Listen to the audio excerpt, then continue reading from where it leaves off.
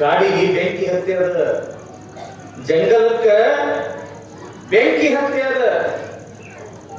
ವಿಚಿತ್ರ ಅಂತಂದ್ರೆ ಹಚ್ಚದವ್ರು ಯಾರೂ ಇಲ್ಲ, ತಾನಾಗೆ ಬೆಂಕಿ ಹತ್ಯದ. ಹೆಂಗ್ರಿ ಅಪ್ಪವ್ರ ಬೆಂಕಿ ಹಚ್ಚಲಾರ್ದ ಹೆಂಗ ಬೆಂಕಿ ಹತ್ತದ? ಊರಾಗ ನೋಡಿದ್ರೆ ಬೆಂಕಿ ಹಚ್ಚೋರು ಇರ್ತಾರ, ಕಟ್ಟಿ ಬರ್ದಿರುವುದಿಲ್ಲ, ಸುಮ್ಮನೆ ಕಿವಿಯಾಗ ಒಂದು ಮಾತು ಹೇಳಿರ್ತಾರ. 10 ಮನಿಗ ಬೆಂಕಿ ಹತ್ತು, ಓಣಿಗ 10, ಊರಿಗ 10. ನೋಡಿರ್ಲಿಲ್ಲ, ಕಟ್ಟಿ ಕೊಲ್ಲ ಅವಶ್ಯಕತೆ ಇರುವುದಿಲ್ಲ ಬೆಂಕಿ ಹಚ್ಚಾಕ. ಮಾತನಾಡಬಾರದನ್ನ ಮಾತಾಡಿದ್ರೆ ಸಾಕು, ಊರಿಗ ಬೆಂಕಿ ಹತ್ತಿ ಬಿಡುತ್ತದ. ಇಲ್ಲಿ ಕಾಡಿಗೆ ಬೆಂಕಿ ಹತ್ತಿರದ, ಯಾರು ಕಡ್ಡಿ ಬಂದು ಬೆಂಕಿ ಹಚ್ಚಿಲ್ಲ, ಆದ್ರೂ ಕೂಡ ಬೆಂಕಿ ಹತ್ತಿದ. ಹೆಂಗ ನೋಡಿ, 900 ವರ್ಷಗಳ ಹಿಂದೆ ವಯಸ್ಸಿನಲ್ಲಿ ಅತ್ಯಂತ ಚಿಕ್ಕವಳಾಗಿರ್ತಕ್ಕಂಥ ಮಹಾದೇವಿಯ ಜ್ಞಾನ ಎಷ್ಟು ದೊಡ್ಡದು. ಕಾಡಿಗೆ ಬೆಂಕಿ ಹತ್ಯದ. ಹೆಂಗ್ ಹತ್ತದ ತಂಗಿ ಕಾಡಿನೊಳಗೆ ಬೆಂಕಿ? ಮರ ಮಥನಿಸಿ ಜೋರಾಗಿ ಗಾಳಿ ಬೀಸ್ತು ಅಂತಂದ್ರ ಮರದ ಟೊಂಗೆಗಳು, ಕಂಟೆ ಅಂತೀರ ನೀವು, ಆ ಮರದ ಟೊಂಗೆಗಳು ಒಂದಕ್ಕೆ ಒಂದು ಗಾಳಿಯ ರಭಸಕ್ಕೆ ತಿಕ್ಕಿ ತಿಕ್ಕಿ ತಿಕ್ಕಿ ಏನಾಗ್ತದಲ್ಲಿ ಬೆಂಕಿ ಹುಟ್ಟದ. ಈಗೆಲ್ಲ ಈ ಕಡ್ಡಿಪಟ್ನ ಲೈಟರ್ ಅಂತ ಬಂದಾವ.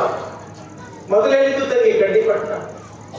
ಇಲ್ಲಿ ಮುತ್ತೆಗಳದ, ಹಳೆ ಅಜ್ಜುಗಳದ, ಕೇಳಿದವರಿಗೆ ಚಕಮಕಿ ಅಂತ ಇದ್ದು. ಅವ 2 ಕಲ್ಲು ತಗೊಳ್ತಿದ್ರು, ನಡಬರ್ಕ ಹತ್ತಿ ಇಡ್ತಿದ್ರು. ಆ ಹತ್ತಿ ಹಿಂಗೆ ಇಟ್ಟಿದ್ದು ಕಲ್ಲಿಗೆ ಹಿಂಗ ಜೋರಾಗಿ ಹಿಂಗ ಹೊಡೆದ್ರೆ ಸಾಕು ಬೆಂಕಿ ಹತ್ತಿತ್ತು. ಅದ ಬೆಂಕಿ ದೊಡ್ಡದು ಮಾಡಿ ಒಲಿ ಹಚ್ಚಿ ಅಡಿಗೆ ಮಾಡ್ಕೊಳ್ತಿದ್ರು. ಘರ್ಷಣೆಯಿಂದ ಬೆಂಕಿ ಉತ್ಪನ್ನ ಆಗ್ತದ ತಂಗಿ. ಈಗ ನೋಡಿ, ಒಂದೊಂದು ಕೈ ಮುಟ್ಕೊಂಡು ನೋಡ್ರಿ, ಥಂಡಗದವ. ಅದವೇನಿಲ್ಲ, ಸ್ವಲ್ಪ ಹಿಂಗ್ ಮಾಡ್ರಿ, ಬೆಚ್ಚಗಾಗ್ತದಿಲ್ಲ, ಅಲ್ಲಿ ಅಗ್ನಿ ಉತ್ಪನ್ನ ಆಗ್ತದೇನಿಲ್ಲ. ಹಂಗ ಕಾಡಿನೊಳಗ ಬೆಂಕಿ ಹತ್ತದ. ಹೆಂಗ ಅಂತಂದ್ರ ಮರಗಳ ಟೊಂಗೆ ಒಂದಕ್ಕೊಂದು ಘರ್ಷಣೆಯಾಗಿ ಬೆಂಕಿ ಹತ್ತದ. ಅಲ್ಲಿ ಬೆಂಕಿ ಹತ್ತು ಅಂತಂದ್ರ ಗಿಡ ಎಲ್ಲ, ಕಾಡೆಲ್ಲ ಸುಟ್ಟು ಬೂದಿ ಆಗ್ತದ. ಕಾಡಿನೊಳಗಿರ್ತಕ್ಕಂಥ ಪಶು ಪಕ್ಷಿ ಪ್ರಾಣಿ ಎಲ್ಲ ಸುಟ್ಟು ಬೂದಿ ಆಗ್ತವ. ಕಾಡಿನೊಳಗೆ ಹೆಂಗ ಟೊಂಗೆಗಳ ಘರ್ಷಣೆಯಿಂದಾಗಿ ಬೆಂಕಿ ಹತ್ತಿ ಕಾಡೆಲ್ಲ ಸುಟ್ಟು ಬೂದಿ ಆಗ್ತದ, ಹಂಗ ಹೇಳ್ತಾಳ ನೋಡ್ರಿ ಅಕ್ಕ ಮಹಾದೇವಿ.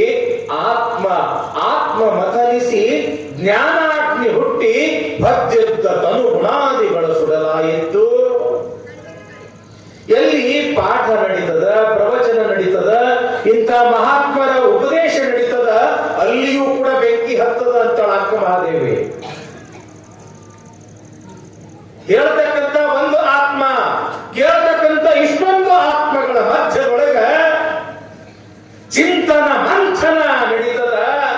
ಇಲ್ಲಿ ಎಂಥ ಬೆಂಕಿ ಹುಟ್ಟುತ್ತದ ಅಂತಂದ್ರ ಜ್ಞಾನಾಗ್ನಿ, ಅರಿವು, ತಿಳುವಳಿಕೆ, ಜ್ಞಾನ ಇರ್ತಕ್ಕಂಥ ಬೆಂಕಿ ಹುಟ್ಟುತ್ತದೇನಿಲ್ಲ. ಬಸವ ಪುರಾಣ ಕೇಳಾಕ ಬಂದೀರಿ, ಶ್ರದ್ಧೆಯಿಂದ, ನಿಷ್ಠೆಯಿಂದ, ಭಕ್ತಿಯಿಂದ 4 ಒಳ್ಳೆಯ ನುಡಿಗಳನ್ನ ಕೇಳ್ತೀರಿ. ನುಡಿಗಳನ್ನ ಕೇಳಿದ ಕೂಡಲೇ ಏನಾಗ್ತದೆ ನಿಮ್ಮಲ್ಲಿ? ಅಪೂರ್ವವಾಗಿರ್ತಕ್ಕಂಥ ಜ್ಞಾನ ಸಿಗ್ತದ. ಜಯ ನಮ ಪರಾಪದೇ ಶಿವಧರ. ಆ ಜ್ಞಾನ ಅನ್ನೋದೇ ಒಂದು ಬೆಂಕಿ.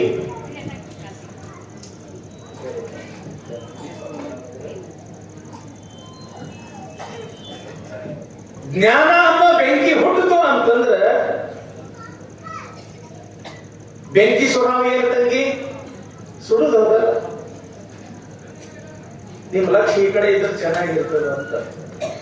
ಹೆಂಗಂತಂದ್ರೆ ಇದು ಬಹಳ ಚಂದ ಪ್ರವಚನ ನಡೆದಿರ್ತದ, ಗಾಡಿ ಮಸ್ತ್ ನಡೆದಿರ್ತದ, ನಡ್ಬೇಕು ಒಂದು ರೋಡ್ ಬೇಕು ಬಂತು ಅಂತಂದ್ರೆ ಮತ್ತ ಗಾಡಿ ಸ್ಲೋ ಮಾಡಿ ಮತ್ತ ಫಸ್ಟ್ ಗೇರ್ ಹಾಕೊಂಡು, ಸೆಕೆಂಡ್ ಗೇರ್ ಹಾಕೊಂಡು, ಥರ್ಡ್ ಗೇರ್ ಹಾಕೊಂಡು ಮತ್ತೆ ಟಾಪ್ ಹೋಗ್ಬೇಕಾಯ್ತು ಅಂತಂದ್ರೆ ಮತ್ತೆ ಟೈಮ್ ಹಿಡಿತದೆ. ಹಿಂಗ ನಮ್ಮ ಪರಿಸ್ಥಿತಿ. ಜಯ ನಮ ಪರಾಪದೇ ಶಿವ ಹರ ಹರ. ಯಾವಾಗ ಇಲ್ಲಿ ಪಾಠ ಪ್ರವಚನ ಬಸವ ಪುರಾಣ ಎಂಬತಕ್ಕಂಥ ಉಪದೇಶ ನಡೀತದ, ಇಲ್ಲಿಯೂ ಕೂಡ ಒಂದು ಬೆಂಕಿ ಹುಟ್ಟುತ್ತದ. ಅದು ಎಂಥ ಬೆಂಕಿ ಅಂತಂದ್ರ ಜ್ಞಾನ. ಬಸವಾದಿ ಪ್ರಮಥರ ವಿಚಾರಧಾರೆಗಳು, ಬಸವಾದಿ ಪ್ರಮಥರ ಅಪೂರ್ವವಾಗಿರ್ತಕ್ಕಂಥ ಮಾನವೀಯ ಮೌಲ್ಯಗಳು ಎಂಬತಕ್ಕಂಥದ್ದು. ಕಾಯಕ ಅಂದ್ರೇನು, ದಾಸೋಹ ಅಂತಂದ್ರೇನು, ಸಮಾನತೆ ಅಂದ್ರೇನು, ಶಿವಾನುಭವ ಅಂದ್ರೇನು, ಅಷ್ಟಾವರಣ, ಪಂಚಾಚಾರ, ಶತಸ್ಥಲ ಎಂಬತಕ್ಕಂಥ ಅಪೂರ್ವ ಜ್ಞಾನ ಎಂಬತಕ್ಕಂಥ ಆ ಬೆಂಕಿ ಹುಟ್ಟಿತು ಅಂತಂದ್ರ ತಂಗಿ ಏನ್ ಸುಡ್ತದ ಅಂತಂದ್ರ ಒಂದಲ್ಲ ಎರಡಲ್ಲ 7 ಜನ್ಮದಲ್ಲಿ ಮಾಡಿರ್ತಕ್ಕಂಥ ಪಾಪ ಅನ್ನೋದು ಸುಟ್ಟು ಬೂದಿಯಾಗಿ ನಾವೆಲ್ಲರೂ ಕೂಡ ಪುಣ್ಯಾತ್ಮರಾಗ್ತೀವಿ. ಹೇಳುವಾತನ ಜನ್ಮ ಧನ್ಯ ಆಗ್ತದ, ಕೇಳುವಾತ ನೀವೇನದಿರಲ್ಲ ನೀವೆಲ್ಲರ ಜನ್ಮ ಧನ್ಯ ಆಗ್ತದ ತಂಗಿ. ಅದಕ್ಕಂತಾಳೆ ಇಲ್ಲಿ ಅಕ್ಕ ಮಹಾದೇವಿ, ಮಹಾನುಭಾವಿಗಳ ಸಂಘವನ್ನೇ ಕರುಣಿಸಿ ಎನ್ನ ನುಡುಹಿಕೊಳ್ಳ ಚೆನ್ನಮಲ್ಲಿಕಾರ್ಜುನ. ಜೀವನ ಅಂತಂದ್ರೆ ನಮ್ಮ ಜೀವನದೊಳಗೆ ಬಹಳ ಜನ ಬಂದು ಹೋಗ್ತಾರೆ. ತಂದೆ ತಾಯಿ, ಅಕ್ಕ ತಂಗಿ, ಬಂಧು ಬಳಗ, ಬೀಗರು ನೆಂಟರು, ಸ್ನೇಹಿತರು ಸ್ನೇಹಿತೆಯರು, ಬಹಳಷ್ಟು ಜನ ಬಂದು ಹೋಗ್ತಾರೆ. ಆದ್ರೆ ಒಬ್ಬ ಮಹಾತ್ಮರು ನಮ್ಮ ಜೀವನದೊಳಗೆ ಬಂದು ಹೋದ್ರು ಅಂತಂದ್ರ ತಂಗಿ ನಮ್ಮ ಜೀವನ ಎಲ್ಲ ಸಾರ್ಥಕ ಆಗ್ತದೆವ ಅಂತಿರಲಿಲ್ಲ. ಕೇಳಿಗೆ ಮುತ್ತಿಯವರು ಬಂದಿದ್ರು ನಮ್ಮ ಮನೆಗೆ, ಕೇಳಿಗೆ ಮುತ್ತಿಯವರು ಬಂದಿದ್ರು ನಮ್ಮ ಹೊಲಕ್ಕ, ಕೇಳಿಗೆ ಮುತ್ತಿಯವರು ಬಂದಿದ್ರು ನಮ್ಮ ಅಂಗಡಿಗೆ. ಅವ್ರು ಯಾವಾಗ ಬಂದು ಪಾದ ಹಾಕಿ ಹೋಗ್ಯಾರ, ಅಂತಿನಿಂದ ನಮ್ಗೆ ದೇವ್ರು ಏನು ಕೊರತೆನೆ ಮಾಡಿಲ್ಲ, ಅಗ್ದಿ ಬಂಗಾರದ ಬಗೆ ಆಡಕತ್ತದ ನಮ್ಮ ಮನೆಯಾಗಂತ ಅಂತಾರಿಲ್ಲ. ಜನಸಾಮಾನ್ಯರು ನಮ್ಮ ಜೀವನದೊಳಗೆ ಬಂದು ಹೋಗುದ ಬೇರೆ, ಒಬ್ಬ ಮಹಾನ್ ತಪಸ್ವಿ, ಒಬ್ಬ ಶಿವಯೋಗಿ ನಮ್ಮ ಜೀವನದೊಳಗ ಸುಮ್ಮನೆ ಹಿಂಗ ಹಾದು ಹೋದ ಅಂತಂದ್ರ ಜಂಗಮನ ಸುಳಿವೋ ವಸಂತದ ಗಾಳಿ ಅಂತಾರ ಅಲ್ಲಮ ಪ್ರಭುದೇವರು. ಒಬ್ಬ ಮಹಾತ್ಮ ಬಂದು ಹೋದ ಅಂತಂದ್ರೆ ಸಾಕು, ನಮ್ಮ ಜೀವನದ ದಿಕ್ಕ ಬದಲಾಗಿ ಬಿಡ್ತದ. ಒಂದು ಒಳ್ಳೆಯ ದಿಕ್ಕಿನೊಳಗ ನಮ್ಮ ಜೀವನ ನಡ್ಕೊಂಡು ಹೋಗ್ತದ. ನನ್ನ ಜೀವನದೊಳಗೆ ಯಾರು ಬಾರದೇ ಇದ್ರು ಕೂಡ ನಡೀತದ. ಮಹಾನುಭಾವಿಗಳು ಬರಬೇಕು, ಜ್ಞಾನಿಗಳು ಬರಬೇಕು, ಶರಣರು ಬರಬೇಕು, ಸಂತರು ಬರಬೇಕು, ತಪಸ್ವಿಗಳು ಬರಬೇಕು. ಅಂದಾಗ ನನ್ನ ಜನ್ಮ ಸಾರ್ಥಕ ಅಂತಾಳೆ ಅಕ್ಕ ಮಹಾದೇವಿ. ಹೌದಲ್ಲ? ಮಹರ್ಷಿ ವಾಲ್ಮೀಕಿ ಹೆಸರು ಕೇಳಿರೇನಿಲ್ಲ, ಬ್ಯಾಡರವ ಬ್ಯಾಟಿ ಆಡೋರು. ಯಾರು ಭೇಟಿಯಾದ್ರು ಅವ್ರ ಜೀವನದೊಳಗೆ? ನಾರದ ಮಹರ್ಷಿಗಳು ಭೇಟಿಯಾದ್ರು. ರಾಮ ರಾಮ ಅನ್ನೋ ನಿನ್ನ ಜೀವನ ಸಾರ್ಥಕ ಆಗ್ತೈತಿ ಅಂತ ಹೇಳಿದ್ರು ನಾರದ ಮಹರ್ಷಿಗಳು. ರಾಮ ರಾಮ ಅನ್ನಕ್ ಬರ್ಲಿಲ್ಲ ಅವನಿಗೆ. ಏನಂದ? ಮರ ಮರ ಮರ ಮರ ಅಂದ. ಮರ ಮರ ಹೋಗಿ ಏನಾಯ್ತು? ರಾಮ ರಾಮ ರಾಮ ರಾಮ. ಸಾಕ್ಷಾತ್ಕಾರ ಆತು, ರಾಮಾಯಣವನ್ನೇ ಬರೆದ ರಾಮನ ದರ್ಶನ ಆತು. ಅಂಗುಲಿಮಾಲ ಹೆಸರು ಕೇಳಿರಿ ತಂಗಿ? ಗೌತಮ ಬುದ್ಧನ ಚರಿತ್ರೆಯಲ್ಲಿ ಬರ್ತಕ್ಕಂಥ ಅಂಗುಲಿಮಾಲ ದೊಡ್ಡ ಕೊಲೆಗಡುಕ. ಹಾದಿ ಬೀದಿಗೆ ಬರ್ತಾ ಇರ್ತಕ್ಕಂಥ ಜನರನ್ನ ದರೋಡೆ ಮಾಡಿ ಕೊಲೆ ಮಾಡಿ ಅವರ ಹೆಬ್ಬೆರಳುಗಳನ್ನ ಕತ್ತರಿಸಿ ಮಾಲೆಗಳನ್ನ ಮಾಡಿ ಕೊಳ್ಳಾಗ ಹಾಕೊಳ್ತಕ್ಕಂಥವನು ಅಂಗುಲಿಮಾಲ.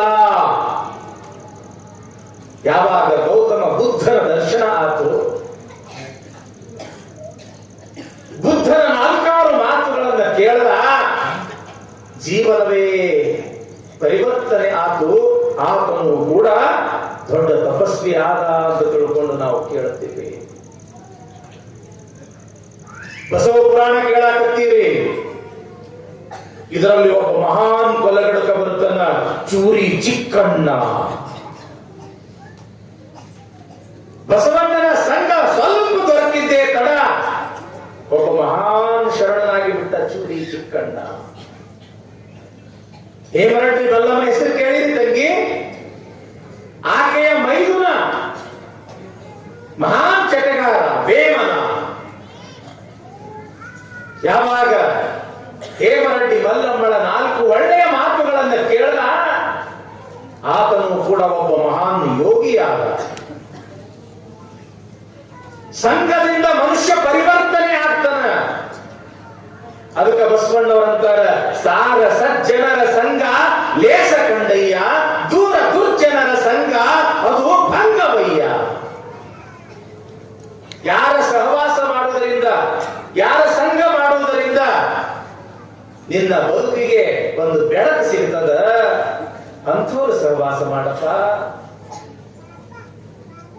ಅದನ್ನು ಬಿಟ್ಟು ಮನೆ ಹಾಳರ ಸಹವಾಸ ಮಾಡ್ದಿ ಅಂತಂದ್ರೆ ಮನೆ ಹಾಳಾಗುವುದು ನಿಂದ. ಒಳ್ಳೆಯವರ ಸಂಘ ಮಾಡು, ನೀನು ಒಳ್ಳೆಯವನಾಗ್ತಿ. ಕೆಟ್ಟವರ ಸಂಘ ಮಾಡ್ತಿ ಅಂತಂದ್ರೆ ನೀನು ಕೆಟ್ಟವನಾಗ್ತೀಯಪ್ಪ. ರಾಮಕೃಷ್ಣ ಪರಮಹಂಸರ ಸಂಘ ಮಾಡಿದ ಯಾರು? ಸ್ವಾಮಿ ವಿವೇಕಾನಂದ. ಭಾರತ ಅಷ್ಟೇ ಅಲ್ಲ, ಜಗತ್ತಿನ ತುಂಬಾ ಸ್ವಾಮಿ ವಿವೇಕಾನಂದರ ಹೆಸರು. ಗುರು ಗೋವಿಂದ ಭಟ್ಟರ ಸಂಘ ಮಾಡಿದ ಯಾರು? ಶಿಶುನಾಳ ಶರೀಫ. ಇವತ್ತು ಕನ್ನಡ ನಾಡಿನಾದ್ಯಂತ ಶಿಶುನಾಳ ಶರೀಫ ಅಂತ ಎಲ್ಲರಿಗೂ ಕೂಡ ಗೊತ್ತಾಗ್ತದ. ಒಬ್ಬ ಕುರುಡನಾಗಿರ್ತಕ್ಕಂಥ ಪಂಚಾಕ್ಷರಿ ಹಾಗಲ್ಲ ಕುಮಾರ ಶಿವಯೋಗಿಗಳ ಸಂಘ ಮಾಡಿದ. ಇವತ್ತು ಪಂಚಾಕ್ಷರಿ ಗವಾಯಿ, ಪುಟ್ಟರಾಜ ಗವಾಯಿ ಅಂತ ತಿಳ್ಕೊಂಡು ಇವತ್ತ ಸಂಗೀತ ಕ್ಷೇತ್ರ ಅಷ್ಟೇ ಅಲ್ಲ, ಆಧ್ಯಾತ್ಮಿಕ ಕ್ಷೇತ್ರದಿಂದಲೂ ಕೂಡ ಇವತ್ತು ನಾವು ಪಂಡಿತ ಪುಟ್ಟರಾಜ ಗವಾಯಿಗಳನ್ನ, ಪಂಚಾಕ್ಷರಿ ಗವಾಯಿಗಳನ್ನ ನಾವು ಇವತ್ತು ಗುರುತಿಸ್ತೀವಿ. ಯಾಕ? ರಾಚಾರೂಢರು. ಯಾವುದವರು ರಾಚಾರೂಢರು? ಖ್ಯಾಳಿಗೆ ರಾಚಾರೂಢರು. ಹುಬ್ಬಳ್ಳಿಯ ಸಿದ್ಧಾರೂಢರ ಜೊತೆಗೆ ಬಹಳ ಪ್ರೀತಿಯ ಸಂಬಂಧವನ್ನು ಹೊಂದಿರತಕ್ಕಂಥವರು ರಾಚಾರೂಢರು. ಆರೂಢರಾಗಿದ್ರು ಕೂಡ ದೊಡ್ಡ ಶಿವಯೋಗಿಗಳು, ಲಿಂಗಾಂಗ ಸಾಮರಸ್ಯದ ಅನುಭವವನ್ನು ಅನುಭವಿಸಿದವರು. ಮೈಸೂರು ಭಾಗದಲ್ಲಿ ಇರತಕ್ಕಂಥ ಬಸವರಾಜೇಂದ್ರ ಎಂಬತಕ್ಕಂಥ ಒಬ್ಬ ಯೋಗಿ, ಇಂಡಿ ಹತ್ರ ಖ್ಯಾಡಿಗೆ ಅಂತ ಅದ, ಅಲ್ಲಿ ರಾಜಾರೂಢರು ಎಂಬತಕ್ಕಂಥ ಮಹಾತ್ಮರದಾರ. ಅವರು ದರ್ಶನ ಮಾಡ್ಕೋಬೇಕು ಅಂತ ತಿಳ್ಕೊಂಡು ಮೈಸೂರು ಭಾಗದಿಂದ ಖ್ಯಾಡಿಗೆ ಬರ್ತಾರ. ವರ್ಷ ಅಲ್ಲ, 2 ವರ್ಷ ಅಲ್ಲ, 4-6 ವರ್ಷಗಳ ಅವರ ಜೊತೆಗೆ ಇದ್ದು ನಿಜಗುಣ ಶಾಸ್ತ್ರ ಅಧ್ಯಯನ ಮಾಡ್ತಾರೆ. ಅಷ್ಟಾವರಣ, ಪಂಚಾಚಾರ, ಶಟಸ್ಥಲಗಳನ್ನ ಅಧ್ಯಯನ ಮಾಡಿ ಭೀಮನ ಗುಡ್ಡದೊಳಗ 1 ಅಲ್ಲ 2 ಅಲ್ಲ 12 ವರ್ಷ ಘೋರ ತಪಸ್ಸನ್ನ ಮಾಡಿ ಪರಮಾತ್ಮನ ಸಾಕ್ಷಾತ್ಕಾರ ಮಾಡಿಕೊಂಡವರೇ ಬಸವರಾಜೇಂದ್ರ ಮಹಾಶಿವಯೋಗಿಗಳು. ಭೀಮನ ಗುಡ್ಡದ